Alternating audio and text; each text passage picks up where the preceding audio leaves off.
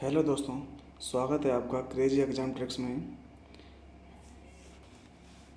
इस वीडियो में सामान्य ज्ञान के हर एक अध्याय के बारे में मैं क्रमबद्ध तरीके से चर्चा करूंगा। तो दोस्तों, वीडियो को अंत तक ज़रूर देखें और समझें। देखिए दोस्तों, सबसे पहले मैं बात करूंगा सामान्य ज्ञान की। सामान्य ज्ञान के बारे में पूरी चर्चा करनी है हमें। तो सामान्य ज्ञान के अंतर्गत कौन कौन से सब्जेक्ट आते हैं समझिए। एक तो आता है अपना इतिहास, हिस्ट्री कहते हैं जिसे। दूसरा आएगा अपना भूगोल, ठीक है। अगला आएगा संविधान यानी कि पॉलिटी, और अगला आएगा अर्थशास्त्र, इकोनॉमी, और एक और आएगा सामान्य विज्ञान। ये कौन सा आ जाएगा? सामान्य विज्ञान। तो सामान्य ज्ञान के अंतर्गत इतने अपने सब्जेक्ट आएंगे, ठीक है। तो इनको ही हमें क्रमबद्ध तरीके से एक एक करके पूरा समझना है। तो जब ओवरव्यू देता हूँ आपको तो कैसे समझेंगे। तो इतिहास में बात करते हैं, यानी कि इतिहास में बात करते हैं तो इतिहास 3 प्रकार का होता है। इतिहास को 3 वर्गों में विभाजित किया गया है। एक तो प्राचीन भारत का इतिहास है, और एक मध्य भारत का इतिहास है, और एक आधुनिक भारत का इतिहास है। तो एक बात समझिए, प्राचीन भारत का इतिहास, मध्य भारत का इतिहास, आधुनिक भारत का इतिहास। तो ये इनको डिटेल वाइज पढ़ना है। मध्य भारत का इतिहास यानी कि अकबर आया, कब कौन सा युद्ध हुआ, ये सब मध्य भारत में है। मध्यकालीन में है, और प्राचीन में है कि बौद्ध धर्म के बारे में बताइए, सिंधु घाटी सभ्यता, हड़प्पा सभ्यता, सातवाहन वंश, सातकर्णी वंश, ये सब किसमें है? प्राचीन कालीन में है, ठीक है। आधुनिक की बात करें तो महात्मा गांधी आ जाते हैं, डलहौजी है, जो वायसराय वगैरह हैं, सब किस में आ जाते हैं? ये सब आधुनिक में आ जाते हैं। किस में आ जाते हैं? आधुनिक में आ जाते हैं। ऐसे ही बात करते हैं भूगोल की। तो भूगोल में किन किन में करना पड़ेगा अध्ययन। तो भूगोल में जैसे कि ब्रह्मांड है, ब्रह्मांड कब बना, कैसे बना, चट्टान है, कौन कौन सी चट्टानें होती हैं, भूकंप है, कब आते हैं, कहाँ कहाँ भूकंप आते हैं, कौन सा भूकंप केंद्र होता है, मूल बिंदु होता है। ऐसे ही बात करते हैं विश्व की नदियाँ, और भारत की नदियाँ बात कर रहे हैं, हिमालय, ठीक है कि नहीं। तो ऐसे ही प्रकार से भूगोल में पढ़ेंगे। तो नेक्स्ट देखते हैं, नेक्स्ट कौन सा है? संविधान। संविधान में देखेंगे संविधान का निर्माण कैसे हुआ। संविधान का निर्माण कैसे हुआ? सबसे पहले तो यही संविधान सभा बनाई गई, उसमें कौन कौन से सदस्य थे, संविधान सभा में कौन कौन सदस्य थे, और कौन कौन सी समितियां बनाई गईं, कौन कौन सी समितियां बनाई गईं, और इसमें अनुच्छेद क्या हैं, इसमें अनुच्छेद क्या हैं। तो ये सब संविधान के बारे में चर्चा करी जाएगी, ठीक है। तो नेक्स्ट बात करते हैं अर्थशास्त्र की। अर्थशास्त्र में देखते हैं अर्थशास्त्र में क्या हुआ। अर्थशास्त्र में के राष्ट्रीय आय क्या होती है, जीडीपी क्या होती है, राष्ट्रीय आय क्या होती है, जीडीपी क्या होती है, एनडीपी क्या होती है, एनएनपी क्या होती है, प्रति व्यक्ति आय क्या होती है, प्रति व्यक्ति आय क्या होती है। और बात करें इसमें अर्थशास्त्र में तो एनडीपी के बाद इसमें क्या होता है, इसमें एक होता है पंचवर्षीय योजना होती हैं। पंचवर्षीय योजना कब लागू हुई हैं, योजना आयोग वगैरह, ये सब किसमें बात होगी, इसमें किसमें? अर्थशास्त्र में, ठीक है। नेक्स्ट देखते हैं सामान्य विज्ञान की बात। सामान्य विज्ञान देखते हैं, सामान्य विज्ञान। तो दोस्तों, इसी प्रकार सामान्य विज्ञान के हर एक अध्याय के बारे में हम विस्तृत से चर्चा करेंगे, ठीक है दोस्तों। तो आज हम शुरू करेंगे इतिहास में कौन सा? प्राचीन भारत का इतिहास। आप इसको समझते चलना, ठीक है।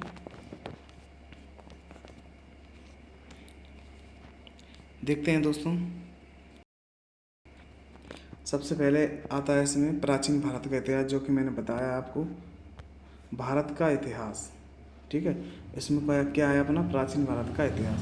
तो इसको देखिए, भारतीय समाज एवं संस्कृति आज जिस स्थिति में है उसके संदर्भ में भारत के अतीत का अध्ययन विशेष महत्व रखता है, क्योंकि वर्तमान भारत की जड़ें अतीत से जुड़ी हुई हैं। वर्तमान भारत जो है वो किससे जुड़ी हुई है? अतीत से जुड़ी हुई है। अतीत में हुआ विकास ही क्रमिक रूप से चलता हुआ आज के युग तक आ पहुंचा है। ऐसी स्थिति में अपने अतीत को ठीक से समझना आवश्यक है। इतिहास जानने के लिए स्रोतों की जरूरत पड़ती है जिनके माध्यम से अतीत के बारे में जाना जा सकता है।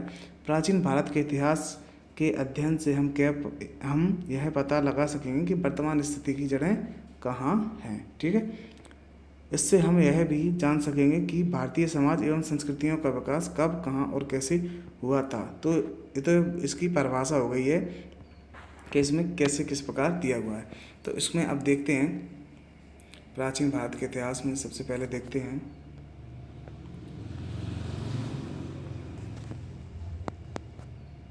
देखो,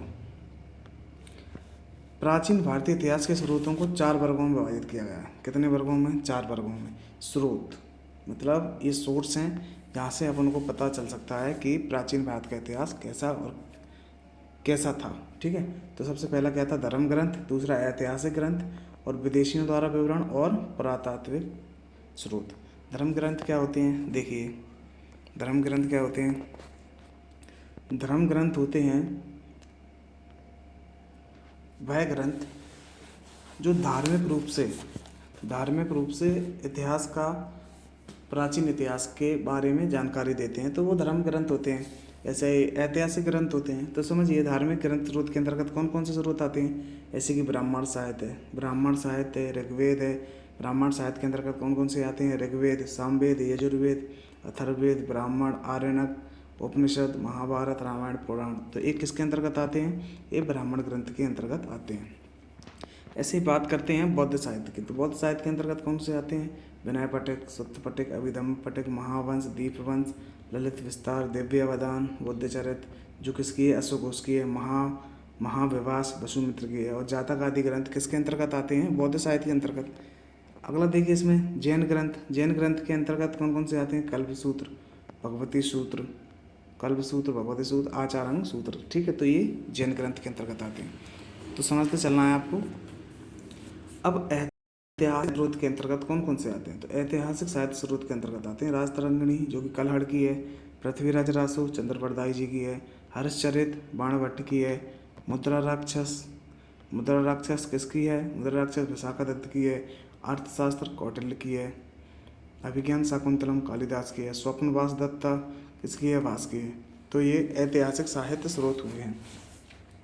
अब कुछ राजा हुए हैं जिन्होंने साहित्य लिखा है, तो उन राजाओं के बारे में चर्चा करते हैं।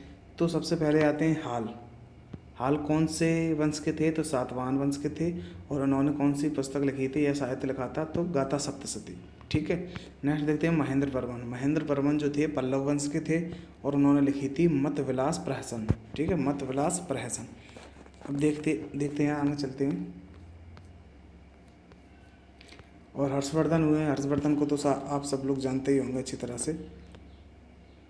देखिए, हर्षवर्धन ने लिखी थी रत्नावली नागानंद प्रियदर्शका। सोमेश्वर चालुक्य ने लिखी थी मानसोल्लास। क्या लिखी थी? मानसोल्लास। ठीक है, अब साहित्यिक स्रोत ग्रंथ के बारे में चर्चा करते हैं। साहित्यिक स्रोत ग्रंथ क्या बताते हैं? तो देखिए, राजतरंगिणी अभी बताई थी, जो संस्कृत भाषा में है। राजतरंगिणी किस भाषा में? संस्कृत भाषा में। और पहली बार ऐतिहासिकता की झलक इसी ग्रंथ में मिलती है। तो जो पहली बार ऐतिहासिकता की झलक मिली है वो किसमें मिली है? राजतरंगिणी में मिली है। देखिए, महावंश और दीपवंश बौद्ध ग्रंथ, दक्षिणी बौद्ध मत के ग्रंथ है। तो महावंश और दीपवंश, पहली बात तो क्वेश्चन डायरेक्ट आता है, महावंश और दीपवंश किस ग्रंथ से संबंधित हैं? ऑप्शन आएगा आपका बौद्ध ग्रंथ, जैन ग्रंथ, ऐसे प्रकार से ऑप्शन आएगा। तो आपको क्या लगाना है उसमें? बौद्ध ग्रंथ से संबंधित है। और बौद्ध ग्रंथ में कौन से? तो दक्षिणी बौद्ध मत के ग्रंथ से संबंधित है। ठीक है, ललित विस्तार बौद्ध ग्रंथ की रचना नेपाल में हुई थी। जो ललित विस्तार था, जो अभी बात की है ललित विस्तार की, देखो ललित विस्तार की, ये है ललित विस्तार। कौन सा है? बौद्ध साहित्य। तो ललित विस्तार बौद्ध ग्रंथ की रचना कहाँ हुई थी? नेपाल में हुई थी। ठीक है, अब इसमें नेक्स्ट देखिए, इसमें क्या लिखा हुआ है? पाणिनि ने पहले संस्कृत व्याकरण अष्टाध्यायी की रचना की थी। तो पाणिनि ने पहले संस्कृत व्याकरण क्या था, अष्टाध्यायी की रचना की थी और इसमें मौर्य काल के सामाजिक जीवन का वृतांत मिलता है। मौर्य काल के क्या मिलता है, सामाजिक जीवन का वृतांत मिलता है। ठीक है। अब देखिए पतंजलि ने महाभाष्य की रचना की थी। तो पतंजलि जो थे उन्होंने किसकी की थी, महाभाष्य की रचना की, जो कि पाणिनि की अष्टाध्यायी पर आधारित है। जो पाणिनि की अष्टाध्यायी थी उस पर आधारित है। नेक्स्ट देखिए इसमें ऐतिहासिक महत्व के प्रथम ग्रंथ की रचना हर्ष के दरबारी कवि बाणभट्ट ने हर्षचरित के रूप में की।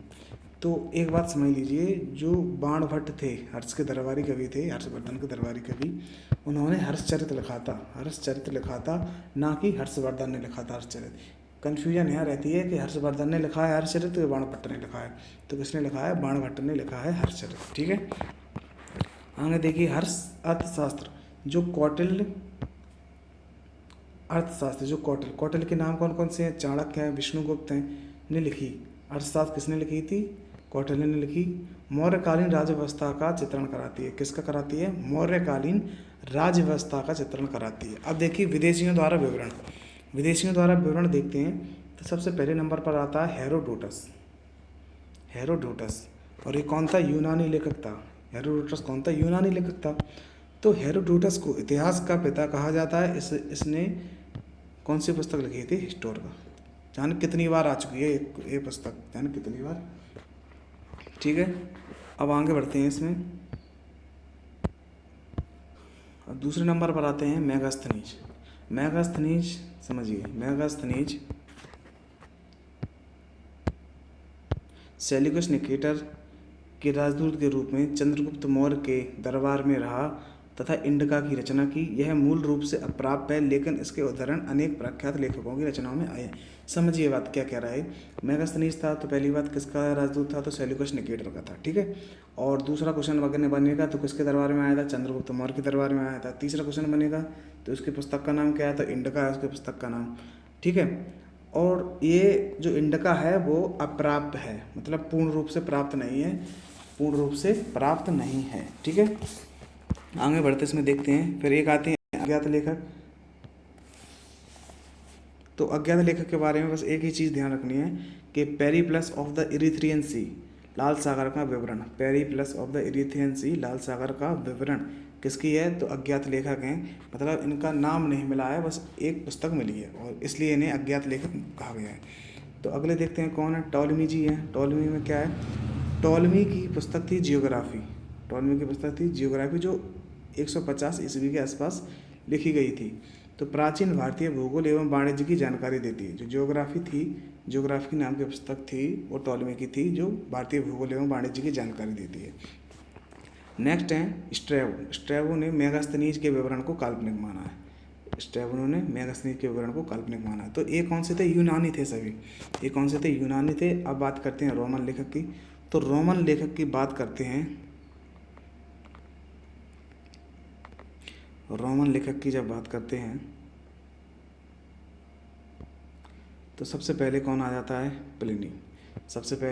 प्लिनी। प्लिनी की सबसे इम्पोर्टेंट चीज़ क्या है कि नेचुरल हिस्टोरिका डायरेक्ट पूछी जाती है, किसकी है, तो किसकी है, प्लिनी की। और ये भारत और इटली के बीच होने वाली व्यापारिक संबंधों की जानकारी देती है। ठीक है, नेचुरल हिस्टोरिका। नेक्स्ट देखिए इसमें क्या है, चीनी। अब चीनी कौन कौन थे, चीनी के बारे में समझिए। तो चीनी थे, सबसे पहले आते हैं चीनी पर्यटक भारत में बौद्ध धर्म के अध्ययन तथा बौद्ध तीर्थों का दर्शन करने के लिए आते थे। ठीक है। तो उनमें से क्या था, फायान और हेनसांग। तो फायान जो आया था वो चंद्रगुप्त द्वितीय को आपने जानते होंगे, विक्रमादित्य, वही चंद्रगुप्त द्वितीय थे। चंद्रगुप्त द्वितीय गुप्त शासक के शासनकाल में भारत आया। 5वीं सदी के प्रारंभ में उसने फूको की, ये पुस्तक बहुत बार पूछी जाती है, फूको की रचना की, जिसमें गुप्त काल में भारत के सामाजिक, आर्थिक और धार्मिक स्थिति पर प्रकाश डाला है। ठीक है। अब इनके बाद आ जाता है कौन, हेनसांग आता है। तो इसका नाम क्या है, एक और युआन चोंग। अब समझ लीजिए चीनी है तो ऐसे ही नाम होंगे इनके। यह हर्षवर्धन के समय 629 ईस्वी में भारत आया और सीयू की रचना की। पुस्तक का नाम क्या है, सीयू की। और फायान का क्या था, फूको की। तो फायान से आप ध्यान रखना, फायान से फा और फूको की। तो फा और फा ऐसे आपको ध्यान रहेगा। और बचा कौन सा है, सीयू की। तो सीयू की किसकी हो गई, हेनसांग की। ठीक है। तो समझिए, वाटर्स के अनुसार यह भारत को इनटू नाम देता है, यानी कि अर्धचंद्राकार नाम देता था। हैंसांग के मित्र वी ली ने हैंसांग की जीवनी लिखी थी। किसने लिखी थी? वी ली ने। इसने हर्षकालीन राजनीति के साथ साथ धर्म, रीति रिवाज एवं समाज का वर्णन किया। इसमें 138 देशों का विवरण मिलता है। अब समझिए, जो पुस्तक लिखी थी ना इसने पुस्तक लिखी थी CU की, उसमें 138 देशों का विवरण मिलता है। कितने देशों का मिलता है? 138 देशों का विवरण मिलता है। और यह कम से कम 15 साल के समथिंग ये रुका था इंडिया में। नालंदा में इसने शिक्षा ग्रहण की थी और फिर ये चला गया था। ठीक है। आगे देखिए इत्सिंग की बात करते हैं। तो यह 7वीं शताब्दी में भारत आया और नालंदा और विक्रमशिला विश्वविद्यालय का वर्णन किया। अब देखिए आगे, अब अरबी लेखक आ जाते हैं। अरबी लेखक में समझिए इम्पोर्टेंट कौन है? अल-बरूनी इम्पोर्टेंट है, इम्पोर्टेंट यानी कि बहुत ज़्यादा इम्पोर्टेंट है। अल-बरूनी महमूद गजनवी के समकालीन था। तहकीक ए हिंद, किताब उल हिंद, एक ही पुस्तक का नाम है, अलग अलग भाषा में अलग अलग नाम होगा इसके। तहकीक ए हिंद, किताब उल हिंद की रचना की थी किसने? अल-बरूनी ने, जिससे भारत के निवासियों की दशा का वर्णन मिलता है। जिसमें क्या होता है? भारत की निवासियों का दशा का वर्णन मिलता है। तो ये कौन सा था? अरबी लेखक था। अब पुरातात्विक स्रोत के बारे में जानते हैं। तो पुरातात्विक स्रोत में अभिलेख, सिक्के, स्मारक, मूर्तियाँ, चित्रकला, भौतिक अवशेष, मृदभांड, आभूषण आदि आते थे। तो ये आपको जो बात जितनी भी लिखी हैं तो सब समझ में आ गई होंगी, लेकिन मृदभांड शायद ही आपको समझ में आया होगा। तो मृदभांड क्या है? मृदभांड होता है मिट्टी के बर्तन। ठीक है। समझिए शब्दावली इसकी। तो अभिलेख क्या होता है? तो जो लेख मुहर, प्रस्तर स्तंभों, स्तूपों, चट्टानों और ताम्रपत्रों पर मिलते हैं उन्हें अभिलेख कहते हैं। यानी कि जो लेख मुहर आप जानते ही होंगे। प्रस्तर मतलब क्या होते हैं? मिट्टी के, उसके पत्थर के जो स्तंभ होते हैं उन पर मिलते हैं, या स्तूपों पर मिले, या चट्टानों पर मिले, या ताम्रपत्रों पर मिले, तो वो क्या होते हैं? अभिलेख होते हैं। एपिग्राफी जो आता है वर्ड, एपिग्राफी क्या होता है? तो अभिलेख के अध्ययन को, अभिलेख की चर्चा ऊपर की है हमने। अभिलेख का जब अध्ययन किया जाता है तो उसे पुरालेख शास्त्र या एपिग्राफी कहते हैं। ठीक है। आगे देखिए पैलियोग्राफी क्या होता है? अभिलेख तथा दूसरे प्राचीन दस्तावेजों की प्राचीन तिथि के अध्ययन को पुरालिपि शास्त्र कहते हैं या पैलियोग्राफ कहते हैं। जो अभिलेख होते हैं या दूसरे पुराने दस्तावेज हैं तो उनकी प्राचीन तिथि का अध्ययन करना होता है। तो प्राचीन तिथि का उनका अध्ययन करना होता है तो उन्हें पुरालिपि शास्त्र या पैलियोग्राफी कहते हैं। और न्यूमिस्मेटिक्स क्या होता है? न्यूमिस्मेटिक्स के बारे में जानिए। ये क्वेश्चन 3-4 बार पूछा जा चुका है, तो इसको देखते हैं। तो सिक्कों के अध्ययन को मुद्रा शास्त्र कहते हैं। मुद्रा शास्त्र को ही न्यूमिस्मेटिक्स कहते हैं। ठीक है। अब सिक्के के बारे में जानते हैं। सिक्के, तो भारत के प्राचीन सिक्के पंचमार्क कहलाते थे। जो भारत के प्राचीन सिक्के थे पंचमार्क कहलाते थे, या दूसरा नाम उनका क्या था? आहत सिक्के। साहित्य में इन सिक्कों को कारसानपण कहा गया है। साहित्य में बात करें तो उनको कारसानपण कहा गया है। अगर प्राचीन सिक्के थे वो तो नॉर्मल भाषा में उन्हें पंचमार्क या आहत सिक्के कहा गया है। साहित्य में कारसानपण कहा गया है। तो पुराने सिक्के तांबे के होते थे, चांदी के होते थे, सोने के होते थे और शीशे के। तो 4 धातु थी इनके बनते थे। ठीक है, धातु के बनते थे। बात करें आरंभिक सिक्कों में कुछ प्रतीक मिलते थे, पर बाद में सिक्कों पर राजाओं और देवताओं के नाम, तिथि उल्लिखित मिलती थी। सोने के लिखित सिक्के सर्वप्रथम कुषाण राजाओं ने जारी किए। इम्पोर्टेंट है बहुत। तो सोने के जो लिखित सिक्के थे वो सबसे पहले किसने किए? कुषाण राजाओं ने जारी किए। ठीक है। गुप्त शासकों ने सबसे अधिक सोने के सिक्के जारी किए। तो जो गुप्त शासक थे उन्होंने सबसे अधिक सोने के सिक्के जारी किए। आगे देखते हैं। इसमें समुद्रगुप्त को एक सिक्के पर बीड़े बजाते हुए देखा गया। एक सिक्का होगा उस पर समुद्रगुप्त जी बीड़ा बजा रहे होंगे, तो वो देखा गया है। ठीक है। अब जो सातवाहन वंश था, जो सातवाहन ने शीशे सातवाहन जो था उसने शीशे के सिक्के जारी किए थे। तो किसने शीशे के सिक्के जारी किए थे? तो सातवाहन ने। गुप्त काल में स्वर्ण सिक्कों को दीनार और चांदी के सिक्कों को रूपक कहा जाता था। किसको? गुप्त काल में स्वर्ण सिक्कों को, मतलब सोने के सिक्कों को दीनार और चांदी के सिक्कों को रूपक कहा जाता था। अंग देखिए अभिलेख। अभिलेख समझते हैं। अभिलेख मोहरों, प्रस्तर स्तंभों, चट्टानों, ताम्रपत्रों पर मिलते हैं, जो पहले ही बता चुके हैं, तथा मंदिर की दीवारों और ईंटों या मूर्तियों पर भी मिलते हैं। मूर्तियों पर भी मिलते हैं। सबसे अधिक अभिलेख मैसूर संग्रहालय में संग्रहित हैं। तो अगर बात करें सबसे अधिक अभिलेख कहाँ पर संग्रहित हैं, तो मैसूर संग्रहालय में संग्रहित हैं। मौर्योत्तर मतलब मौर्य के बाद और गुप्त काल के अधिकांश अभिलेख कार्पस इनक्रिप्शनम इंडिकेरम नामक ग्रंथ में संकलित हैं। तो जो मौर्य था और मौर्य के बाद का समय था और गुप्त काल का था समय, वो अधिकांश अभिलेख उन टाइम के अभिलेख किस में हैं संग्रहित, किस ग्रंथ में? तो कार्पस इनक्रिप्शनम इंडिकेरम। ये क्वेश्चन एक बार पूछा गया है क्वेश्चन। और अब देखिए अभिलेखों में प्रयुक्त लिपियाँ। अभिलेखों में प्रयुक्त लिपियाँ कौन कौन सी होती हैं? प्राकृत लिपि, ब्राह्मी लिपि और कौन सी होती है? खरोष्ठी लिपि। तो इनके बारे में समझिए। प्राकृत लिपि क्या होती है? आरंभिक अभिलेख प्राकृत भाषा में है। जो आरंभिक के अभिलेख थे, जो पहले मतलब सबसे शुरुआत के अभिलेख थे, वो प्राकृत भाषा में थे।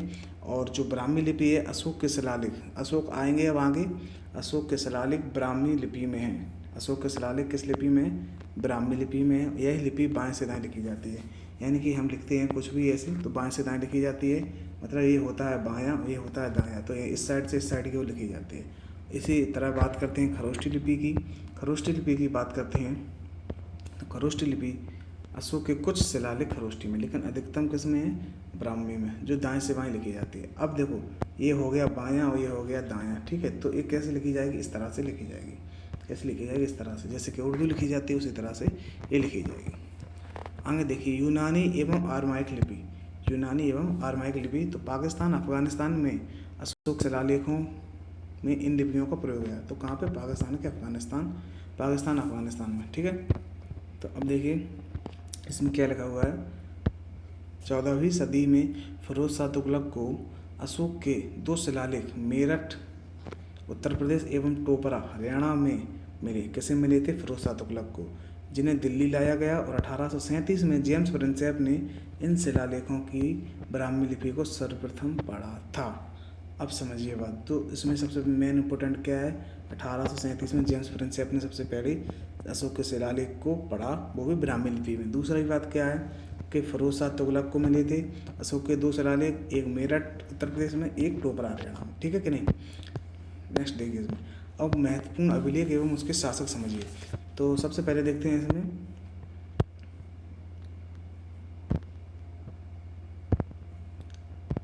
समुद्रगुप्त आ जाते हैं। समुद्रगुप्त गुप्त वंश के थे।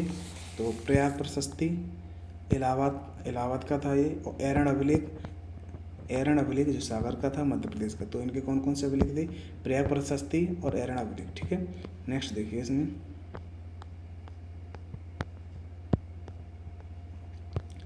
रुद्रदामन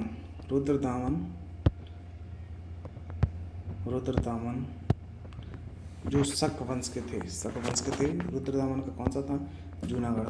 तो रुद्रदामन के बारे में एक स्पेशलिटी थी, ये संस्कृत के प्रेमी थे। तो जो जूनागढ़ अभिलेख है पूरा संस्कृत में है, ठीक है। आगे देखिए स्कंदगुप्त गुप्त वंश के थे। स्कंदगुप्त का कौन सा है? भित्री स्तंभ लेख, जो कहाँ पर है? गाजीपुर।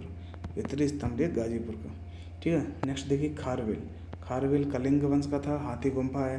पुलकेशन सेकंड जो चालुक्य वंश के थे, और इसका क्या है? ऐहोल अभिलेख।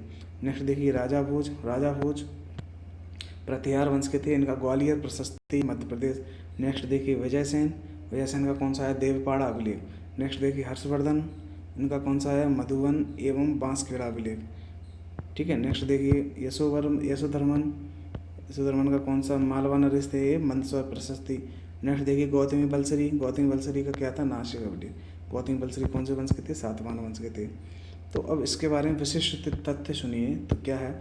रुद्रदामन का जूनागढ़ अभिलेख संस्कृत भाषा में जारी प्रथम अभिलेख माना जाता है, ठीक है। मैंने पहले ही बता दिया है। पुलकेशिन द्वितीय का एहोल अभिलेख उसके दरबारी कवि रवि कीर्ति द्वारा रचित है। तो पुलकेशिन द्वितीय थे जो एहोल अभिलेख था उनका, तो उनके जो दरबारी कवि थे रवि कीर्ति, उनके द्वारा रचित है। ठीक है। अशोक के प्रयाग स्तंभ लेख में कारुवाकी एवं तीवर का उल्लेख मिलता है। कारुवाकी एवं तीवर का उल्लेख मिलता है प्रयाग स्तंभ लेख में। समुद्रगुप्त के प्रयाग प्रशस्ति की रचना उसके संधि विग्रह हरिशण ने की थी। किसने की थी? हरिशण ने की थी। तो समुद्रगुप्त के प्रयाग प्रशस्ति अभिलेख की रचना। ठीक है। भानुगुप्त सबसे इंपॉर्टेंट है इसमें भानुगुप्त का। भानुगुप्त के ऐरण अभिलेख में सर्वप्रथम सती प्रथा गोपराज नामक सैनिक की पत्नी, सर्वप्रथम सती प्रथा, और कौन सा था? ऐरण अभिलेख था, किसका था? भानुगुप्त का लिखित साक्ष्य प्राप्त होता है। ठीक। नेक्स्ट देखिए इसमें क्या है। चंद्रगुप्त द्वितीय के उदयगिरी गुहा लेख के अनुसार उसका उद्देश्य संपूर्ण पृथ्वी को जीतना था। चंद्रगुप्त द्वितीय यानी कि विक्रमादित्य के उदयगिरी गुहा लेख के अनुसार उसका उद्देश्य संपूर्ण पृथ्वी को जीतना था। आगे देखिए तुमुन अभिलेख। तुमुन अभिलेख क्या कहता है? तुमुन अभिलेख में कुमारगुप्त फर्स्ट को शरतकालीन सूर्य कहा गया है। ये बहुत इंपॉर्टेंट है। तुमुन अभिलेख में कुमारगुप्त प्रथम को। ठीक है। आगे देखिए स्कंदगुप्त के भीतरी अभिलेख में हूणों के आक्रमण का उल्लेख मिलता है। और बंदसौर अभिलेख के यशोधर्मन को जैनेन्द्र कहा गया। क्या कहा गया? जैनेन्द्र कहा गया। नेक्स्ट देखिए चंद्रगुप्त द्वितीय के विजयों का वर्णन मेहरौली लौह स्तंभ लेख में मिलता है। मेहरौली लौह स्तंभ में मिलता है। ठीक है दोस्तों, अब कुछ विदेशी अभिलेख हैं तो उनके बारे में चर्चा करते हैं। तो सबसे पहले कौन सा है? बोंगाज कोई के बारे में देखते हैं। तो एशिया माइनर, मध्य एशिया माइनर एक जगह, एक निश्चित क्षेत्र बना दिया गया है। वो कहाँ पर है? मध्य एशिया में। ठीक है। तो 1400 ईसा पूर्व में प्राप्त संधि पत्र अभिलेख में वैदिक देवता मित्र, वरुण, इंद्र और नासत्य के नाम उल्लिखित हैं। मतलब बोंगाज कोई के बारे में बताया गया है कि जो एशिया माइनर में, मध्य एशिया में 1400 ईसा पूर्व में प्राप्त संधि पत्र अभिलेख में वैदिक देवता मित्र, इंद्र, वरुण और नासत्य के नाम मिलते हैं। इसमें सबसे ज़्यादा इंद्र पूछा जाता है बोंगाज कोई का। तो नेक्स्ट देखिए इसमें हेलियोडोरस कौन है? यूनानी राजदूत हैं। का वेशनगर, हेलियोडोरस का जो वेशनगर विदिशा को कहते हैं, का गरुड़ स्तंभ लेख है। तो भागवतरम जानते होंगे आप, वासुदेव की आराधना होती है, जिसमें आराधना होती है वो भागवतरम होता है, की जानकारी देता है। तो हेलियोडोरस का जो वेशनगर का गरुड़ स्तंभ लेख है वो भागवतरम की जानकारी देता है। ठीक है दोस्तों, आगे देखते हैं इसमें प्राचीन भारतीय इतिहास के आधुनिक लेखक समझिए। तो इसमें सबसे पहले देखते हैं तो 1776 में मनुस्मृति का अंग्रेजी अनुवाद, सबसे पहले देखिए मनुस्मृति का अंग्रेजी अनुवाद एक कोड ऑफ जेंटुलॉज के नाम से किया गया या कराया गया। ठीक है। Sir William Jones Asiatic Society of Bengal के संस्थापक। तो सबसे पहले तो क्वेश्चन यही बन जाता है कि विलियम जोन्स कौन है? तो एशियाटिक सोसाइटी ऑफ बंगाल के संस्थापक ने 1789 में अभिज्ञान शाकुंतलम का अंग्रेजी में अनुवाद किया है। अभिज्ञान शाकुंतलम किसने लिखा है? कालिदास जी ने। संस्कृत में कालिदास जी ने लिखा है। तो अंग्रेजी में अनुवाद किसने किया है? सर विलियम जोन्स ने किया है। आगे देखिए विल्किंस ने 1785 में भगवद गीता का अंग्रेजी में अनुवाद किया है। ये भी क्वेश्चन पूछा जा चुका है काफ़ी बार। ठीक है। और ये तो कुछ करना नहीं है इसमें। अब महत्वपूर्ण रचनाएं देखिए। तो विज्ञानेश्वर जो लेखक हैं विज्ञानेश्वर, उनकी थी मिताक्षरा। और जीमूत वाहन है, उनकी थी दायभाग। कालिदास जी हैं, उनकी अभिज्ञान शाकुंतलम। और मालविका अग्निमित्रम और रघुवंश, तो इनकी क्या थी? इनकी बहुत रचना है, एक आध नहीं है, बहुत रचना। विशाखा दत्त की क्या थी? विशाखा दत्त की मुद्रा राक्षस है। देवी चंद्रगुप्तम है, तो ये किसकी थी? विशाखा दत्त की। आगे देखिए इसमें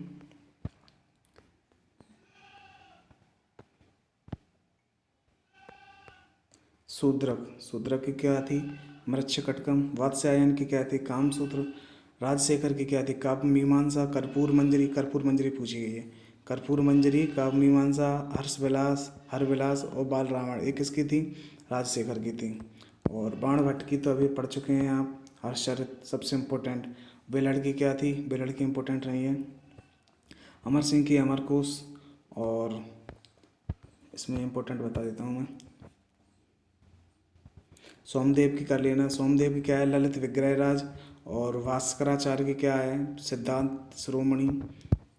और एक इसमें इम्पोर्टेंट बहुत है, मिलिंद पन्हु। मिलिंद पन्हु किसकी है? नागसेन जी की है। मिलिंद पन्हु किसकी है? नागसेन की है। और बरहामेर की क्या है? बृहत संहिता है। भभूति की उत्तर रामचरित्र है। दंडी की काव्य दर्शन है। दंडी की क्या है? काव्य दर्शन है। जयदेव, ये काफ़ी बार पूछी गई है। जयदेव की क्या है? गीत गोविंद है। गीत गोविंद किसकी है? जयदेव की। भास की है स्वपन वास दत्ता इम्पोर्टेंट। विष्णु शर्मा की पंचतंत्र है।